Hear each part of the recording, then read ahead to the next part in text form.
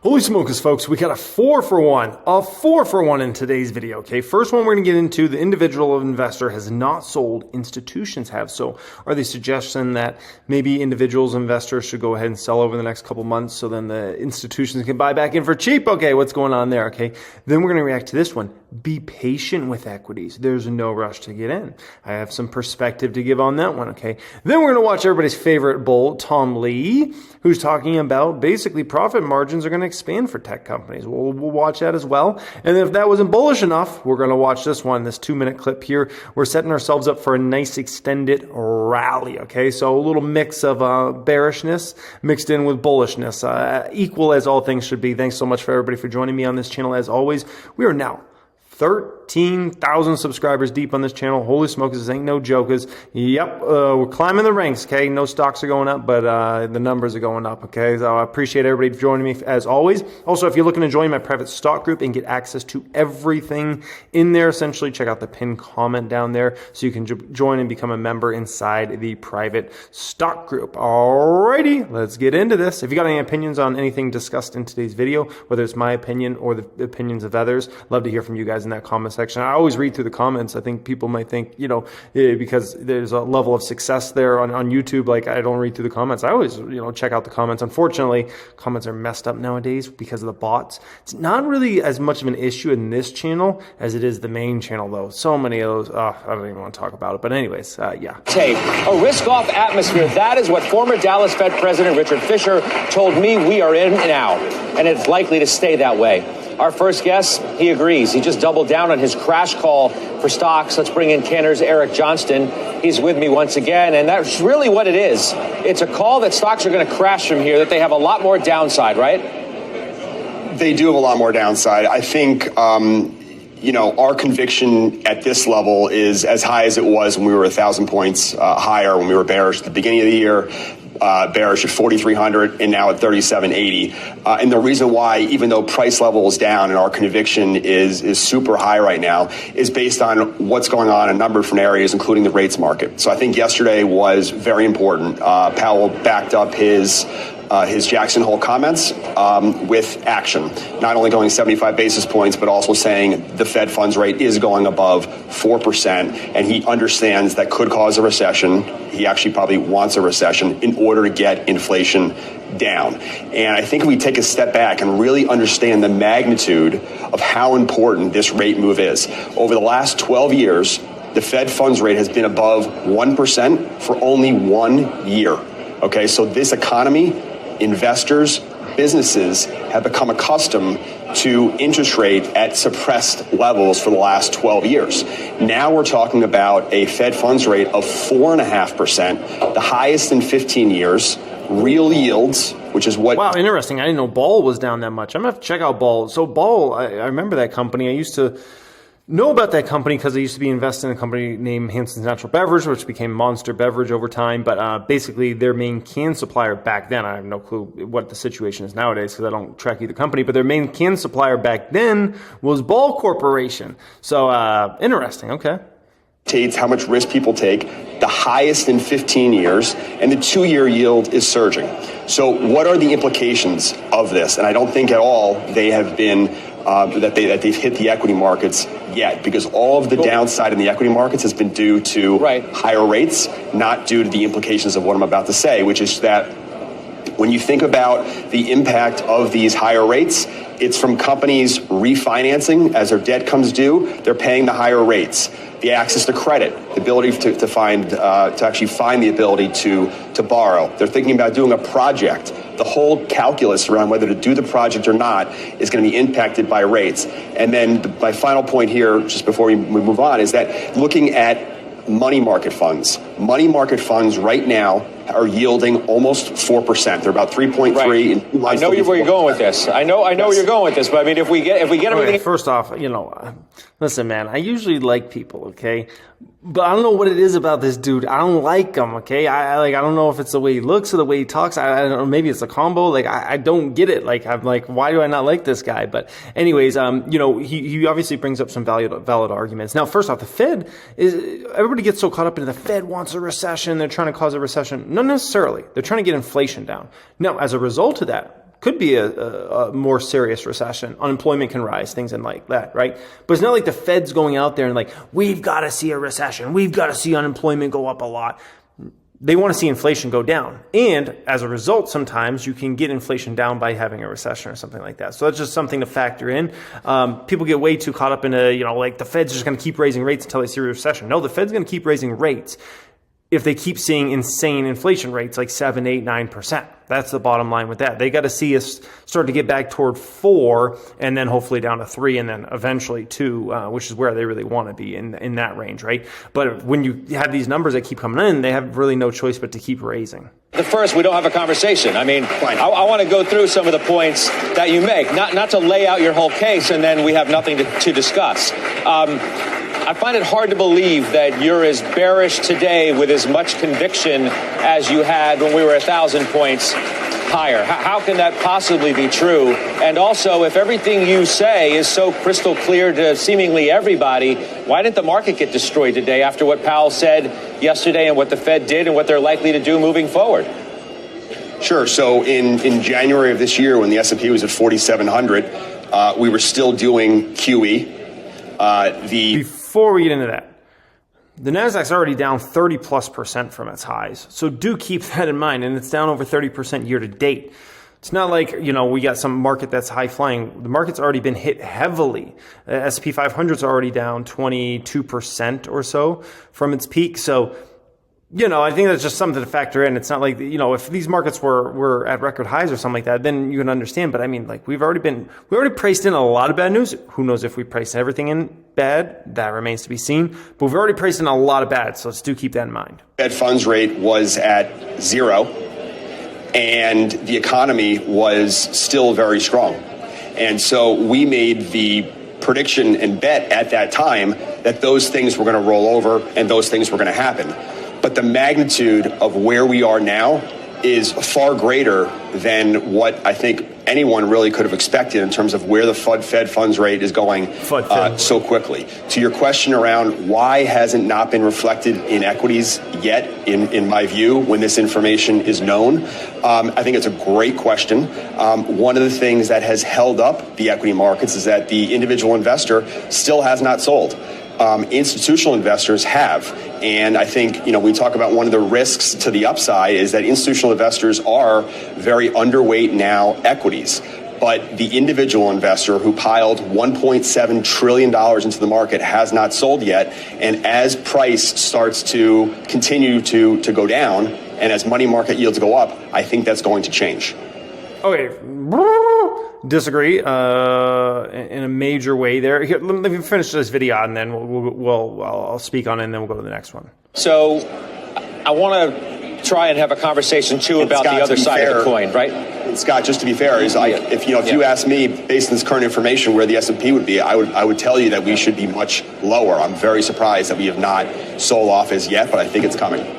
Okay, so, obviously we've already had a pretty big sell-off. And this whole thing about retail still hasn't sold, what is he basing that off of, right? Robinhood has, which is the most retail thing you can find out there, has literally lost, millions of monthly active users, probably close to 10 million monthly active users.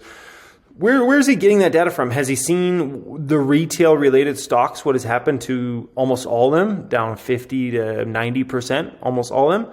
So I don't know where he's getting that data of retail hasn't sold or whatever, okay? Secondly, what does he want retail to do? Is it retail should sell now, tank things more, so that way institutions can buy for the cheapest possible and load up on stocks in November, December, and going into 2023, right?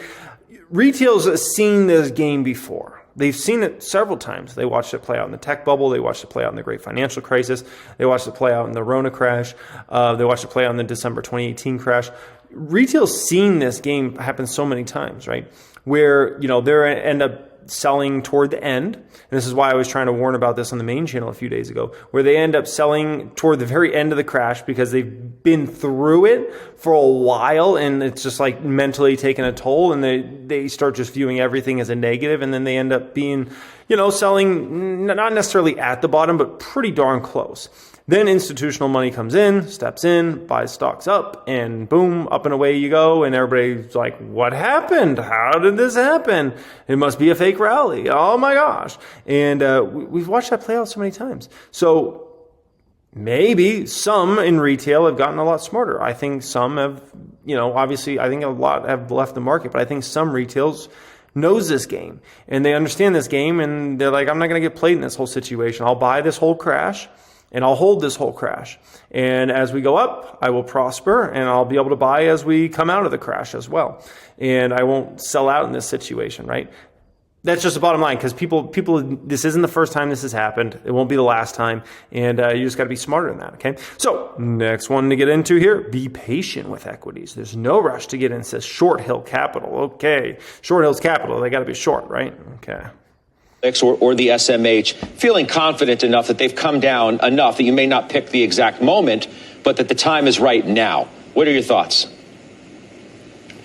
Yeah, so look, I'm not really going to opine on what somebody else's investment style is, but I'll tell you how I look at it. Today ended a why? I look at it right now. What? Okay, well, actually, now I'm going to opine. Saying where stocks come from and using that as justification to buy is ludicrous because that stock was there because you had free money for the longest period of time. That's interesting. Look at the semiconductor ETF down almost 37% year to date. Just awful. I mean, if the market keeps selling off these last few months this year, what are you looking at? 40-50% down year to date? That's just insane. On record, not only here, but everywhere in the world. So you're using a false benchmark to determine what value is based upon what it was. So that's not for me. And when you got to look out 3 to 5 years to justify where you're buying a stock today, I think, that's also not the greatest metric. Here's what I see. What I see is that, maybe things look cheap as they are right now. And I think Jim is, baby steps, Jim. That's all I could say. But further along now than you were when the market was at 4,300 and you're looking at 4,800. You've just marked to market your price target. What I see is Powell yesterday, and I had dinner last night with the GOAT, and we're both sitting there sort of chuckling, like, what were people thinking buying the market yesterday? And by the way, thank you for the opportunity to put out more shorts. What I heard from Powell was that you're going to come out with an average yield or Fed funds rate of 4.6% at the end of 23. You know what that means? That means they're going to go above it. So they're going to be highly restrictive. He also doubled down. So you went into that call yesterday thinking it's going to be just like the prior 3 calls. Market's going to have absorbed everything. We're going to rally big. And, man, I'm going to look. First off, Powell and the Fed can change their mind. They've done that several times before. They're data dependent. If inflation numbers start coming in way better than expected over the next 3 to 6 months, it's going to completely change their plan. If inflation continues to come in at these hot numbers, let's say 7, 8, 9, for the coming months, they're going to continue to raise even maybe more aggressively, right? So, they're going to look at the data. They're going to look at, they're going to look at the core. They're going to look at CPI. They're going to look, at every inflation metric you can imagine. And if things come in far better than expected, they're not going to raise as aggressively. They're going to look at the data and they'll change their mind based upon the data. Bottom line. A genius trading that. Well, guess what happened? Powell came out and said, for all you non-believers, for you Jim Lebenthals of the world, I mean what I say, and I really mean it. And we're going to cut jobs, essentially, not directly, but that's what's going to happen. We're going to pressure companies, and I've spoken to 3 CEOs of major companies in diverse areas of the economy just over the last few days, and they're seeing it. They're seeing it in home prices. So one of the observations is home prices really haven't come down yet. First, they have to pause, then they come down. So the bulls still want to be gradualists and say, hey, it's getting better gradually. And what they're missing is that it's getting worse gradually. Good article in the Journal today, which talked about how the credit markets are tightening. You have brilliant minds at Goldman and B of A who misjudged the credit markets and are taking a $500 million hickey on valuing the Citrex debt that they had to sell. So, look, things are getting worse. They're getting a lot worse, and they're going to continue. So you've got plenty of time. Anything you wanted to buy because you thought you were going to miss out on it, whether it's Uber, whether it's FedEx, look, I'm raising our dividend 50%. The future's so bright. Stock's going to break out. It's going to 300. Now you can buy it at 150. So be patient. There's no rush to get in. Not when everything is going against you. What's the rush? Put the money in your pocket. I bought 3 months and I bought 2-year treasuries. You know what? Right now, it looks like they were a bad buy. But of course, if you hold them to duration, you're not going to lose any money. Okay. You get a coupon. That's where you should be putting money. Yeah, so what he just described there, it's very much the overall feeling of Wall Street right now, right? And I think that's the way a lot of this big money, institutional money, whatever you want to call it, Wall Street money, is thinking right now. They're in no rush to buy stocks. It's clear in the price action, right? AMD, I was looking, was under $70. Nvidia's, $20 a share cheaper than what it was back at the June bottom. There's clearly no rush from Wall Street side to get into anything right now, right? And it's going to remain like that until you see a consistent uptrend where it's week after week, month after month.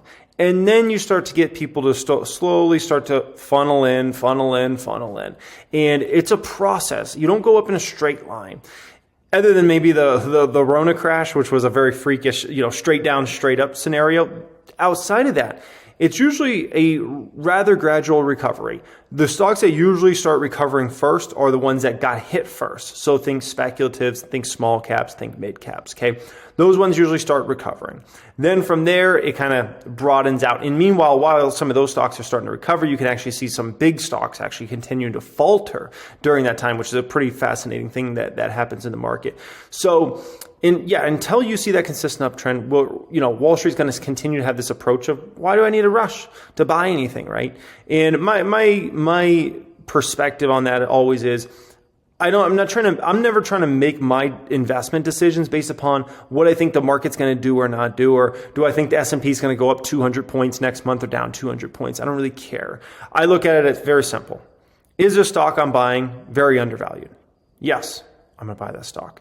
Is a stock okay valued? Okay, maybe I won't buy it today. But if it's severely undervalued, I'm going to buy some shares, okay? And I'll do it in a deliberate approach. I won't go all in one day or something like that. I'll do it over time, and but if the Nasdaq's down 3% tomorrow, I'm putting, $10,000 to $20,000 in the market, I'm going to buy some stocks. And if it's down 3% the next day, I'm going to do the same exact thing, because I always keep cash around as well, right? And so that's just kind of my perspective on the market. Don't fall too in love with this philosophy of, you got all the time in the world, because, things change rather quickly, and more quickly than people realize. No different than we went from, gosh, everything's great, and oh my gosh, everything's going to the moon in November of 2021. Fast forward 10 months later, and, it's impossible to be bullish all of a sudden, right? And everything's bearish. There's nothing to look forward to for the bulls.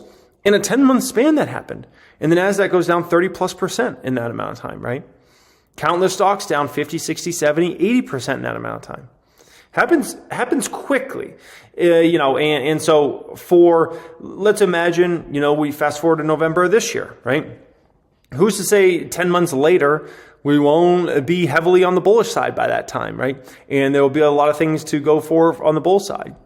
It happens. And, the moves, it depends on the stocks, right? The moves in some stocks can be rather dramatic. I mean, I went through a couple stocks today, and where those stocks are today, even after the markets really faltered horrible, like Nasdaq's down like 16%, 17% roughly in basically the past 1 month and 1 week. And I looked at a lot, some of these stocks basically from their June bottoms, and they're up like 40, 50%.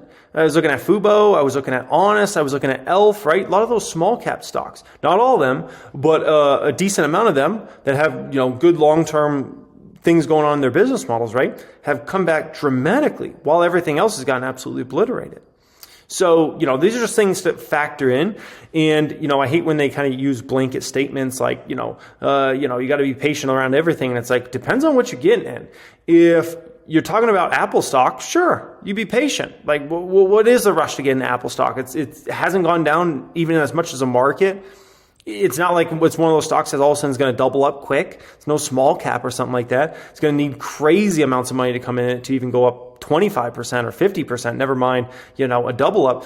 But in a small cap, in some of those sorts of stocks, it's like, you could wait, and then next thing you know, that baby's popped 40, 50, 60%. And you're like, what happened there, right? So I think you just got to take it on a case-by-case basis. Is the stock undervalued? If it's undervalued, buy. If it's not, then don't buy. Simple as that. Markets are down today, and we're more than 1,000 points from your target made back in August of 4,800 on the S&P by year end. Have you turned more cautious or scaled that back or pushed it out?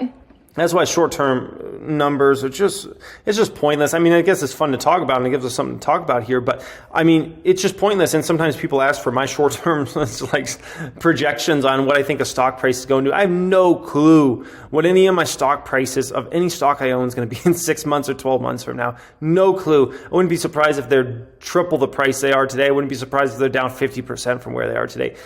Making those 6 month out, 12 month out projections it's an impossible game. It's so dependent upon so many different factors. And, here he is, he makes that 4,800 call back in August. It's going to literally take a miracle. I'd say there's less than a 2% probability we're at 4,800 by the end of this year. That'd be the miracle of all miracles if something like that happened, or even to get remotely close to that would be truly a miracle of life. So, but now he's like the guy that called 4,800, a month ago or so, and it's like, dude, how are we getting to 4,800? What? Well, it's certainly a lot further away than it was in August. In the last couple of weeks, I think the market is trying to discount what is a much more hawkish and I think more forceful Fed path to try to contain inflation, one where they're losing a little bit of patience.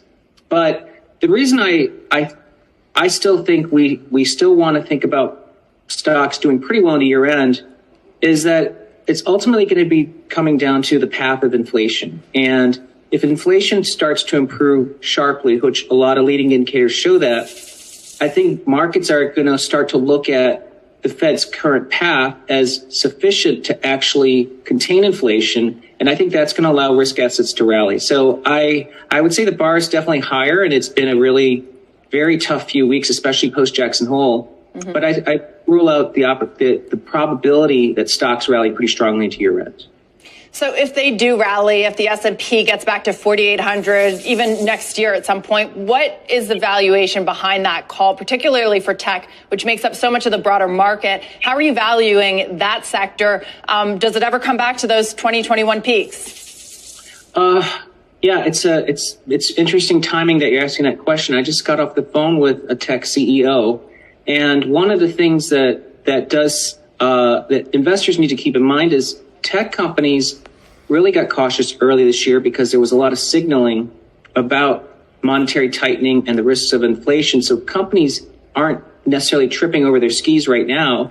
But more importantly, when tech companies are looking at their OPEX and the potential for a soft landing or even a recession, recessionary business conditions, they've got a lot of room to cut costs. So I think we may be surprised by the profit margin expansion of tech companies, even in a tougher revenue environment. So that means that there could...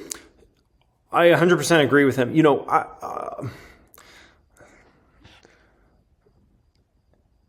Facebook could cut their employee staff by 70%. You wouldn't even know a difference. Google could cut their staff by 70%. You wouldn't even know a difference, to be quite honest.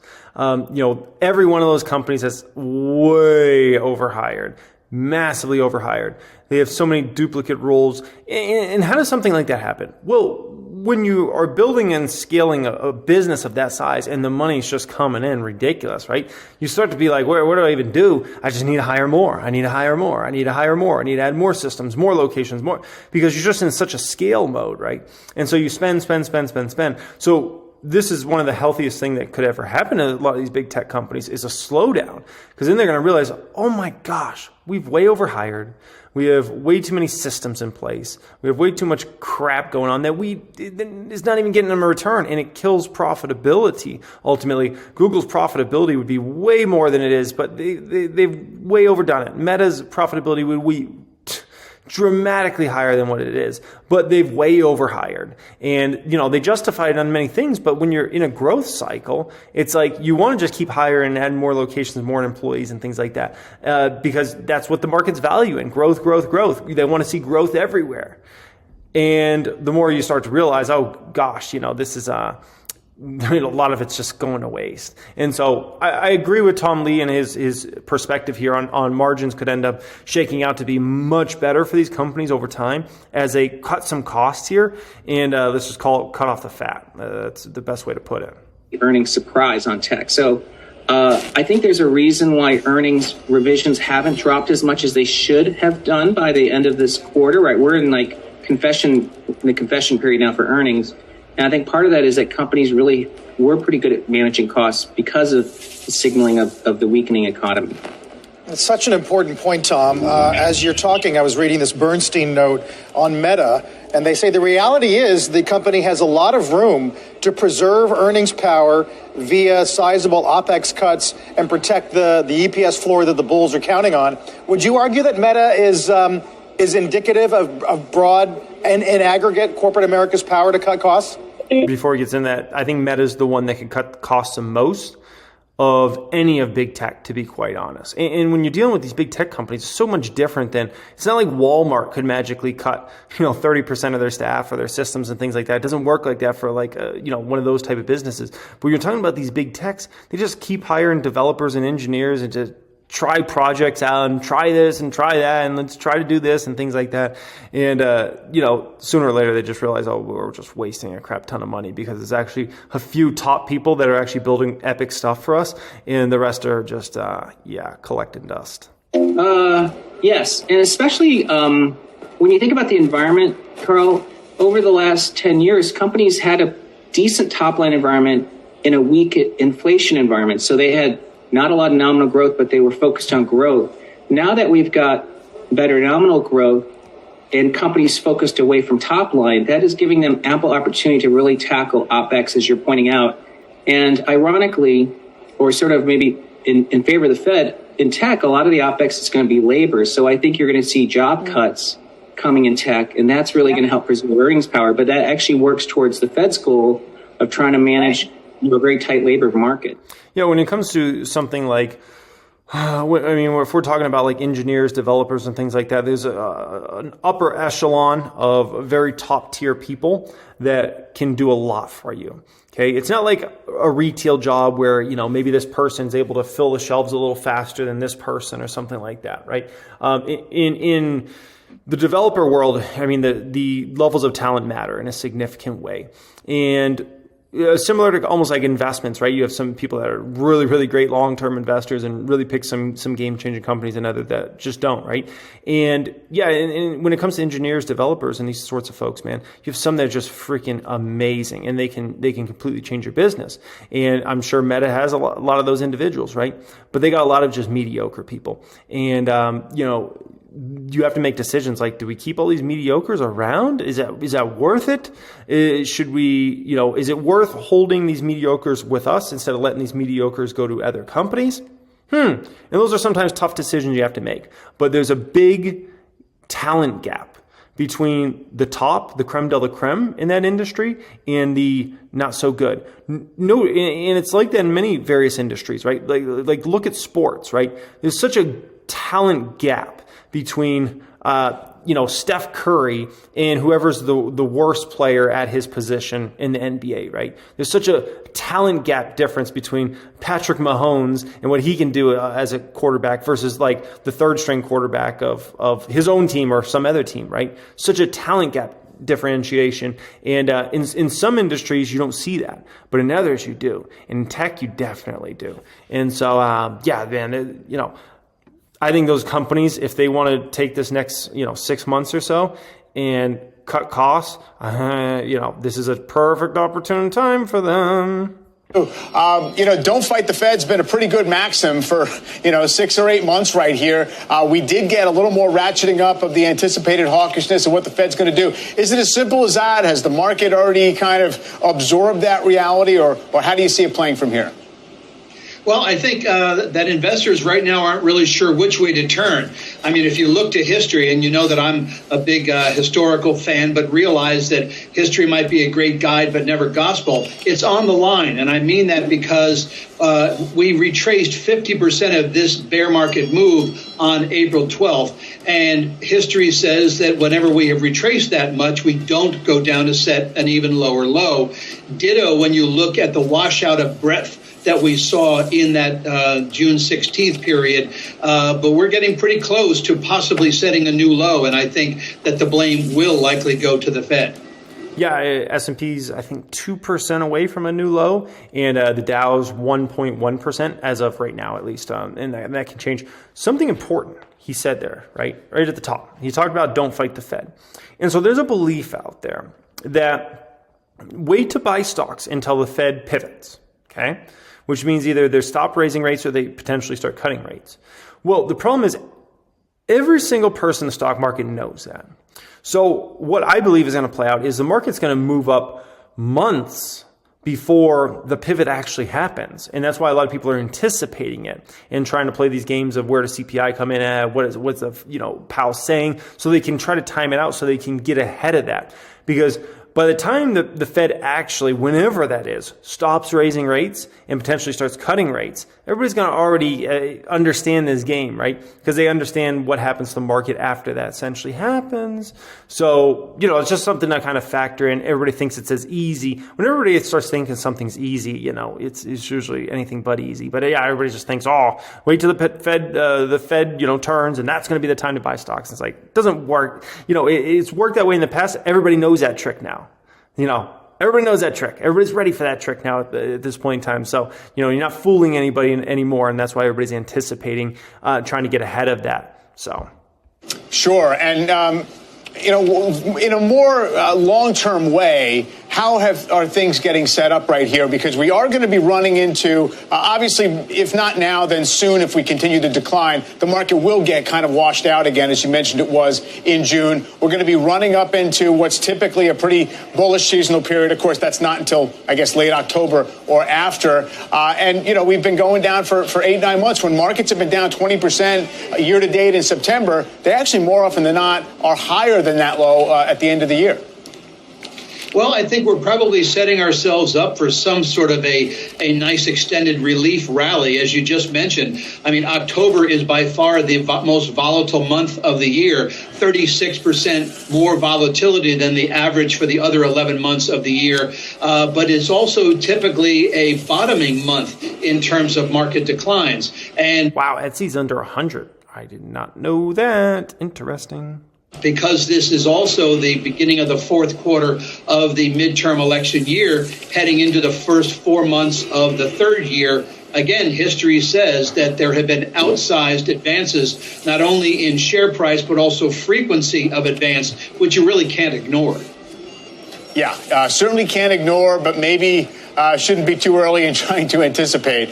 So we'll see how things... Okay, so, I'll direct you guys to the video I put out on the main channel today because I feel like all the points I would make off of what he just said, I went over in the main channel today and I talked in depth about, what it's going to take for us to turn the market from the bears have all the bricks right now to take those bricks over to the bullish side. So I explained that super in depth in a pretty good way on the main channel today. So if you want to watch that, go check out the video on the main channel today because that will go very in depth on my thoughts there and exactly what we need for this to play out to get the bricks over to the bullish side. So yeah, hope you guys enjoyed today's video. As always, thank you for being here, folks. 13,000 subscribers strong now at this point in time. Once again, if you're looking to join us in the private stock group, get access to everything in there. Check out the pinned comment down there to apply to join us. Much love and have a great day.